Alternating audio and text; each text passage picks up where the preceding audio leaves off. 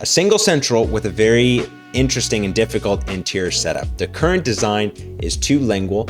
It matches the contour of the other central better, but we're gonna improve it. So starting with the margin, we've got a super deep margin, but decently well defined, so we can kind of see where the contours of the two surfaces are. There were some tissue tags in there, but we have avoided those. We'll go back to the articulator and try to get as ideal of an occlusal scheme as we want with the information we have, which isn't a whole lot because we've got the occlusion all over the place. So in a situation like this, I look at both the rotation and the plane of the upper teeth, but also compare it with the lower teeth. So in comparing the upper and the lower, in this specific situation, there was no clear winner, so it was a lot of just splitting the difference.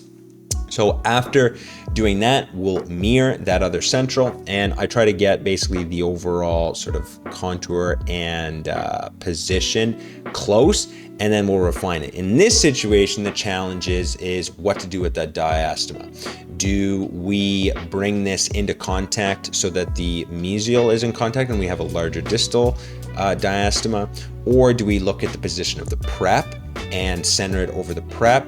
Or do we kind of split the difference between both, where we try to reduce the diastema on the mesial and have a slightly larger distal diastema?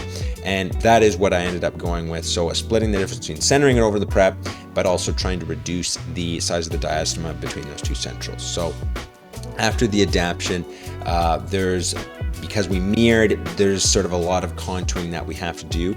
And we can see here that after pulling this down, we've got a little bit of bulk. So we've got a lot of free forming to do here. So just going over the surfaces, free forming, making sure that we've got no bulbous areas, making sure that we've got good profile that matches the adjacent teeth, specifically the central.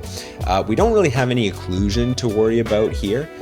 So that's at least not something we got to worry about, but we do want to make sure that it matches as well as possible.